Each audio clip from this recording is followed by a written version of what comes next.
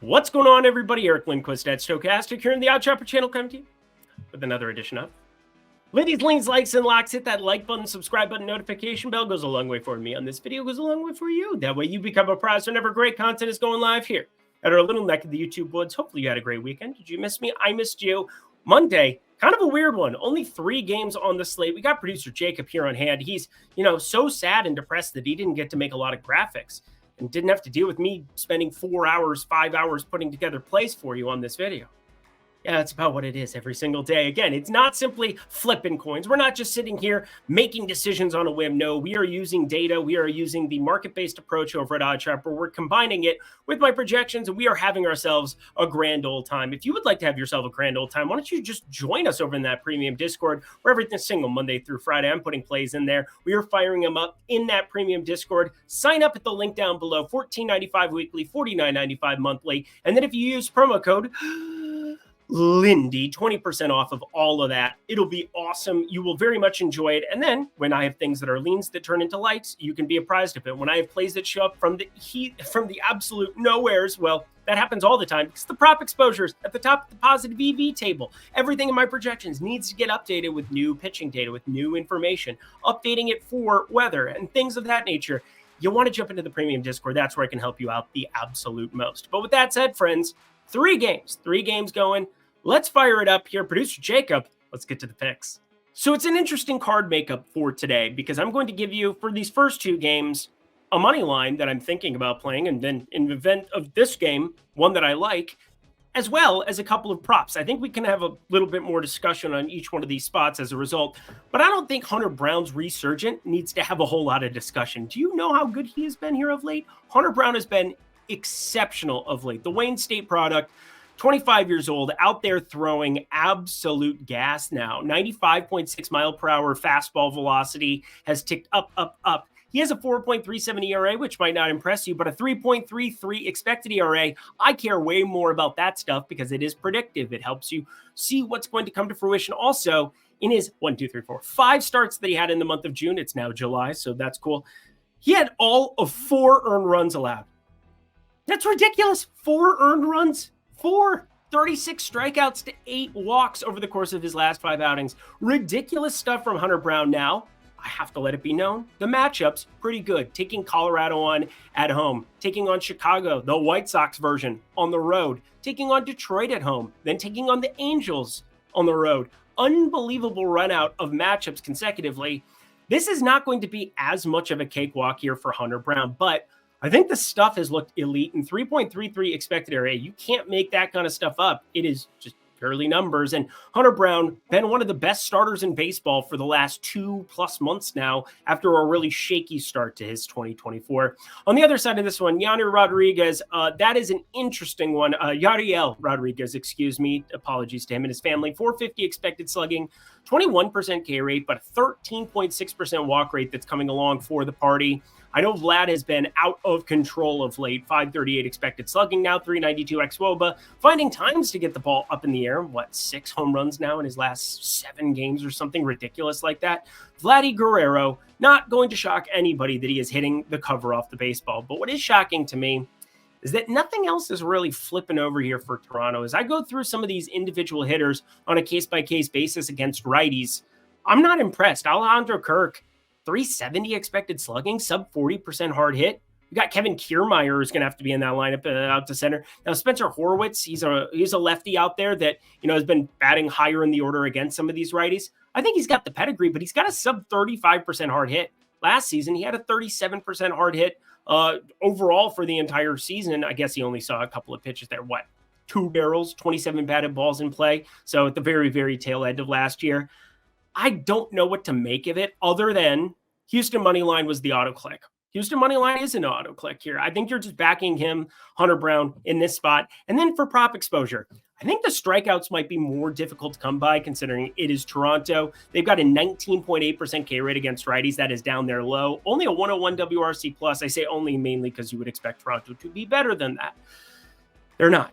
Hunter Brown under 2.5 earned runs, I think, is something from a prop perspective to really have on your radar, especially the people over on the pick'em sites. If this were to show up, oh man, that would be a slam in that regard. But if this is juiced anything inside of minus 145, I think you got to pull the trigger on this one and just back Hunter Brown here on the road. Decent enough spot for him. Next up, we've got the Mets, we've got the Nationals, and I think this is the game that I have the least feel for what's going to show up in terms of Mackenzie Gore props. Now, Mackenzie Gore was exceptional until he ran into that San Diego, until we backed him, and we know how that first 5 lock went. Good Lord, up 4-2. They end up losing outright first 5 in the 5th inning. And Mackenzie Gore, a big problem there. He ended up having a couple of walkies. He gave up 5 earned runs against the Padres there. But Petco has played up surprisingly high for power this season. I don't think people realize that Petco has been really friendly to homers to the right side. And, well, I probably should have handicapped a little bit more into that. Now, that being said, I still liked the spot. I still thought it was an awesome piece of value considering Fernando Tatis didn't show up in that lineup. But you know what? That's in the rear view. We're looking ahead here for his next start. As Bill Belichick would say, we're on to Cincinnati. You'd say it like more enthusiastic than that. We're on to Cincinnati. Something like that. David Peterson, he is horrible. And actually, the entire Mets organization, oh my goodness.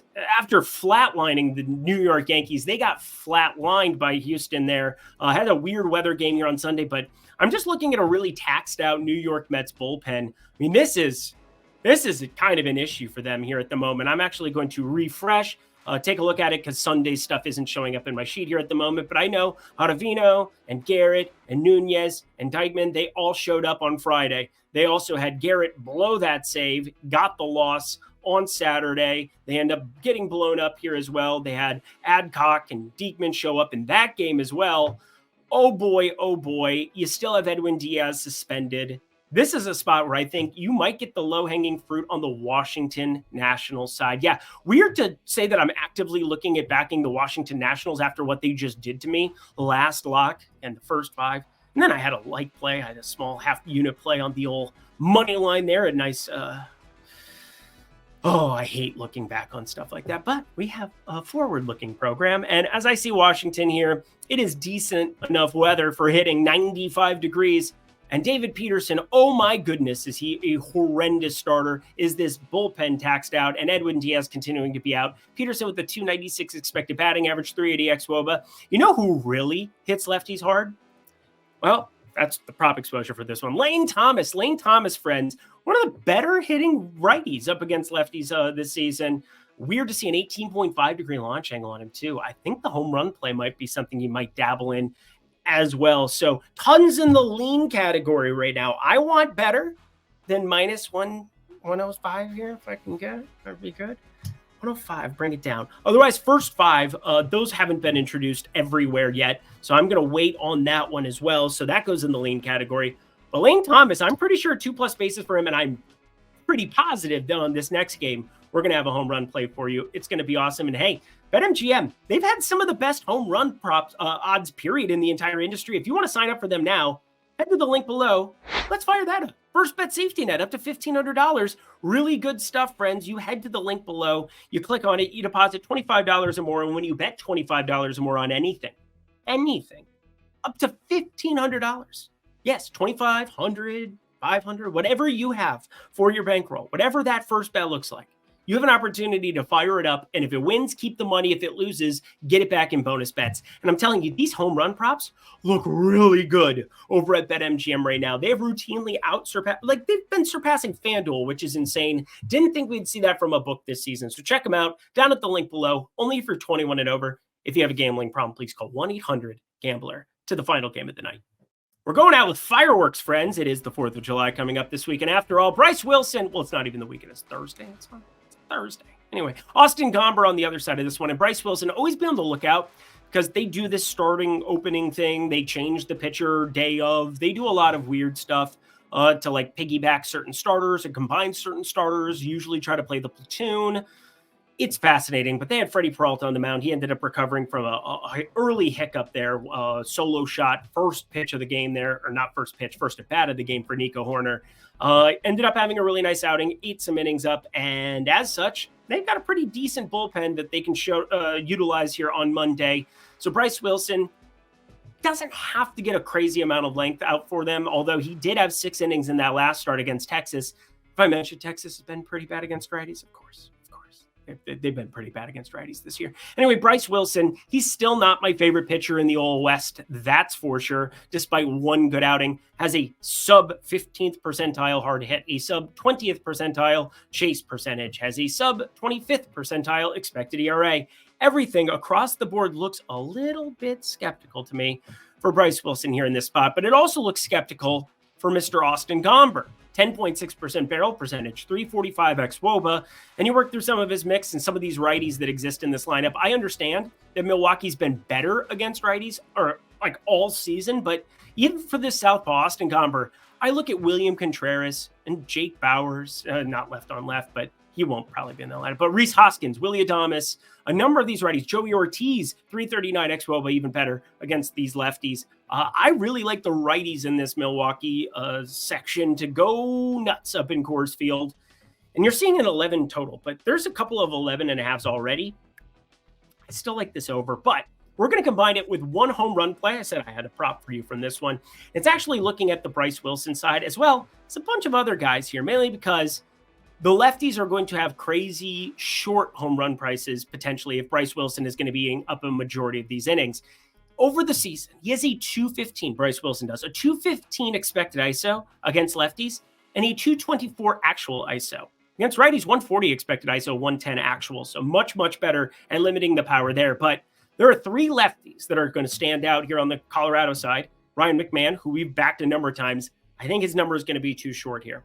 There's also Nolan Jones. His numbers are always shockingly short, but he has that kind of power, 46.9% hard hit, and a 323 expected slugging has to get better. It just has to with that kind of hard hit. It's ridiculously unlucky to some extent, but I love getting money in on Charlie Blackmon if we're getting better than plus 400 here. Left on left, still something that if they go to that bullpen Milwaukee does, I think he can still outperform the expectations there. And he just got back into this lineup. He only has a 101 expected ISO against righties, but 17.4 degree launch angle.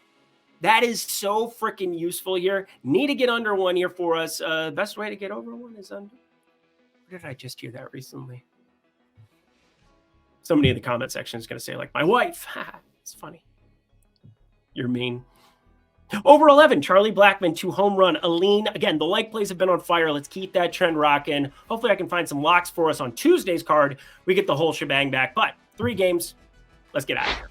And that does it for another edition of Lindy's Leans, Likes, and Locks. Head to the comment section below. Let me know your favorite plays that exist on this 3-gamer. Wasn't going to force some thin play as a lock for you, that's for sure, but had a play from every single one of those. I'm pretty sure that Washington first 5 is going to show up on my card.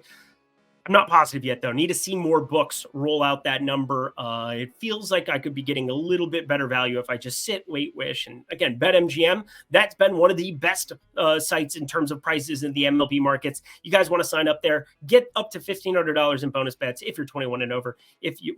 Bonus bets back on your first wager. There you go. Only if you're 21 and over. If you have a gambling problem, please call 1-800-GAMBLER. Out of here we go. Thank you, producer Jacob. Until next time, friends, I'm Eric Lindquist. Best of luck in the MLB streets on Monday.